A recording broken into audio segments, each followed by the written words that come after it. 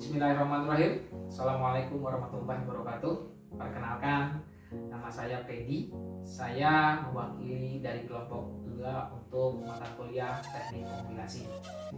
Di sini saya akan menjelaskan mengenai proses kompilasi. Karena proses kompilasi ini ada 3 analisa yang akan kita bahas. Yang pertama mengenai analisa leksikal, kemudian yang kedua mengenai analisa sintaks, dan yang ketiga mengenai analisa semantik. Jadi kita bahas satu persatu dari analisa yang tadi saya sebutkan. Yang pertama adalah analisa leksikal. Tugas dari analisa leksikal ini adalah membaca program sumber karakter demi karakter atau dari satu scan ke scan yang lain. Kemudian yang kedua, membaca karakter input dan menghasilkan token. Terus yang ketiga adalah membuang spasi, tag, nilai, komentar, dan karakter lain yang tidak berguna. Nah, di dalam pemrograman sendiri kita ada yang disebut dengan token. Token ini ada 5 jenis. Yang pertama ada identifier. Identifiers ini yaitu mengenali sebuah variabel dan nama-nama fungsi. Kemudian yang kedua ada keywords atau kata kunci, yang mana untuk mengenali kata-kata kunci, contohnya ada if, while, dan sebagainya. Kemudian yang ketiga itu ada yang namanya operator, yang mana operator yang berhubungan dengan operasi aritmatika. Apa aja sih contohnya?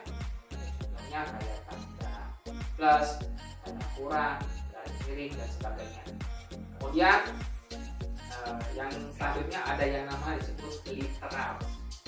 Literal ini nilai yang konstan. Contohnya adalah di saat kita menyebut cout hello atau rumus lingkaran dan sebagainya. Kemudian yang terakhir ada yang disebut dengan punctuation. Punctuation ini disebut juga dengan tanda baca seperti titik, koma, titik 2, titik koma, dan sebagainya.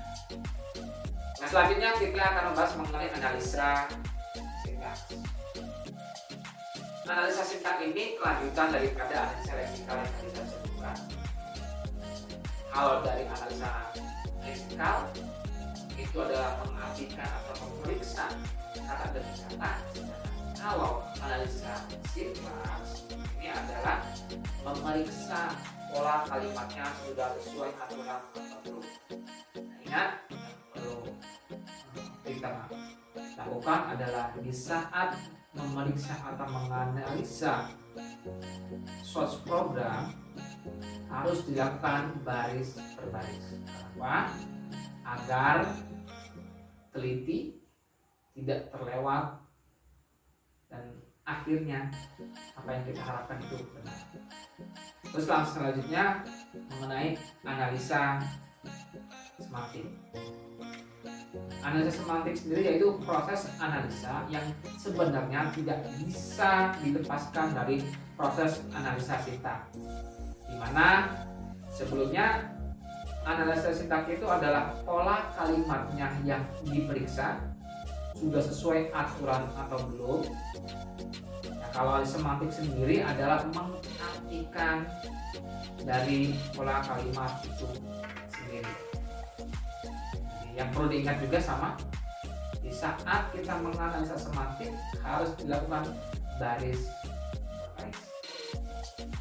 Nah, untuk mempermudah kita memahami 3 analisa yang tidak disebutkan, nanti saya dibantu oleh rekan-rekan saya untuk menjelaskan contoh soal yang akan dilakukan setelah video ini.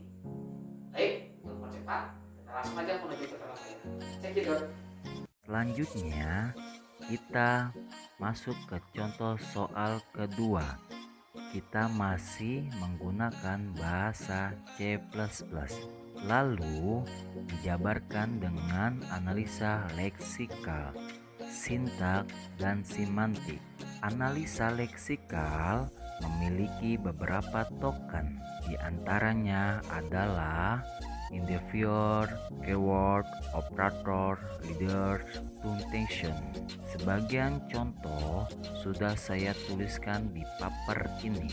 Jika pada analisa leksikal yang diperiksa adalah kata demi kata, maka di analisa sintak yang diperiksa adalah susunan kalimatnya, apakah sudah sesuai atau belum dengan aturannya. Sebagian contoh sudah saya tuliskan di paper ini.